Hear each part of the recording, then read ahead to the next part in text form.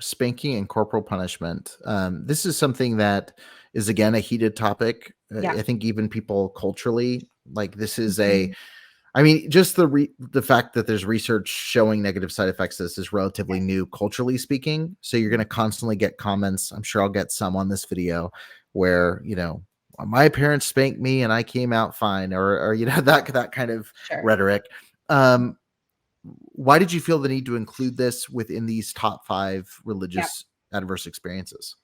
A couple things. First of all, you are correct.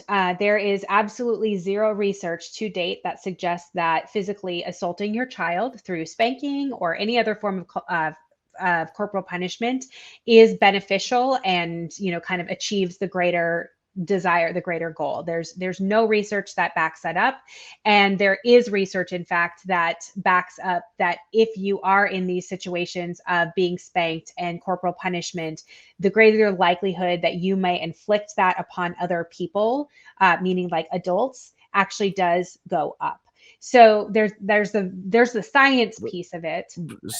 Just making sure I heard you correctly. It ups the chances that you'll get as an adult who carries out corporal punishment.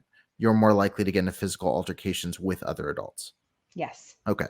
Yes. Sure. Yes. Now, it doesn't mean you absolutely will, because there's Sure. many of us who have Here been come the spanked, comments. I've never right? been in a physical altercation with an adult. I only beat up kids. It's Yes, only them. exactly. Yeah. And so I think that's part of it too, is when we look at this from adult to adult, right? So if you and Mhm. I have an argument or you do something to cross me and I say, you know what, Eric, that's it. I'm going to hit you.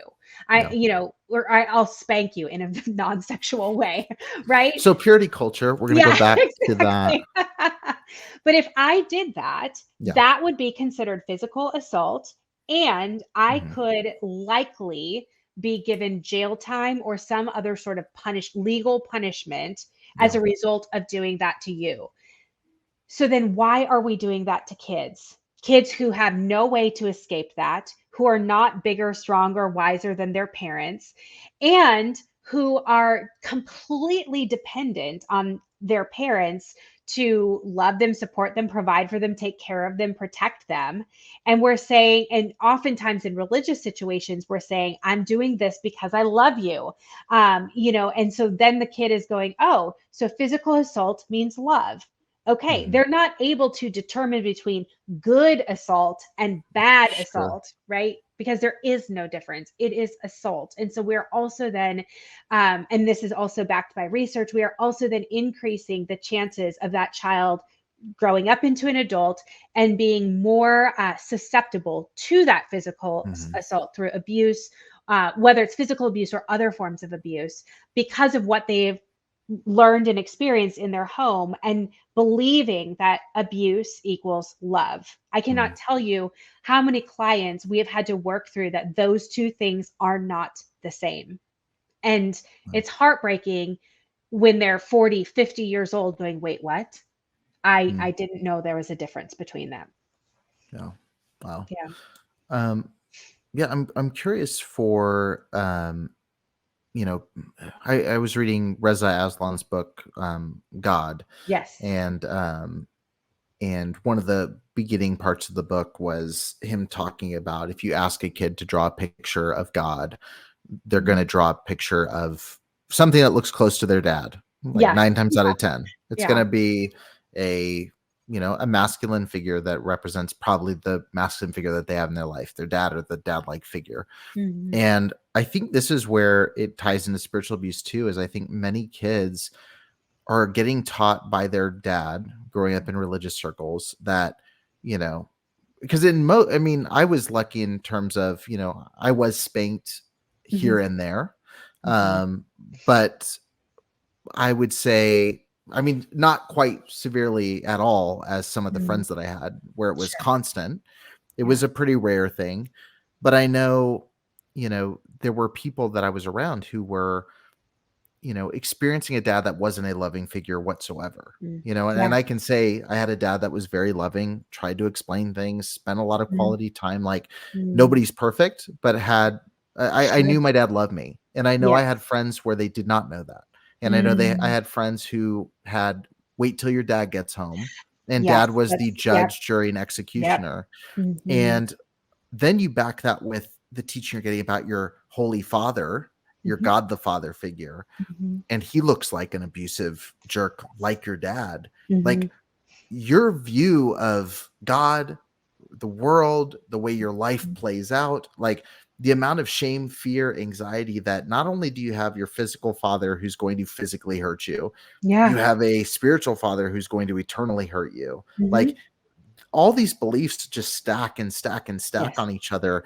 And I'm curious, like, do you find that for people that you work with, their view of God being the judge over Mm. them is kind of the sugar that helps the medicine go down when it comes to the temporal, Mhm. physical kind of abuse they may have experienced from the hands of their physical, earthly father?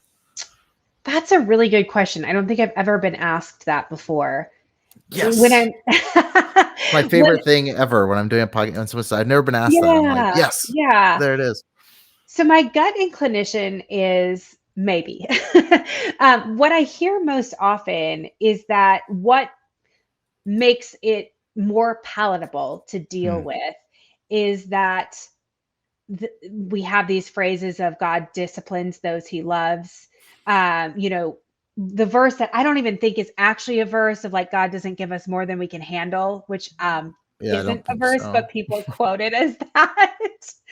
um, or spare the rod, spoil the child type thing, where they will look to the Bible and or the biblical responses or excuses that their parents gave them to Mhm. say, okay, God, if God disciplines those he loves, if those who follow God suffer and hurt, I'm hurting a lot, I'm suffering a lot, I'm being disciplined a lot, that actually must mean that God loves me. And that must mean that I have favor. That's twisted. Yeah. Very twisted, very twisted. Um, and yet I have heard that. I have Mhm. personally believed that Mhm. from so many people. Um, Yeah. and then we also have the honor your father and mother thing. And so there's like sometimes this blind trust that goes along with them. So if our parents are in that position of authority and they're doing that to us, and God punishes those he loves or whatever, it's not too far of a jump then to really say, well, then my parents are loving me as well. Hmm. And I mean, I know before I could really comprehend like the spiritual truths and sin and whatever, I knew that I was supposed to honor and obey my parents. So I Hmm. knew that if I was disobeying them, it meant I was disobeying God. Hmm. Right. And so the parents are kind of that like interim piece that are carrying out kind of God's will or punishment or whatever.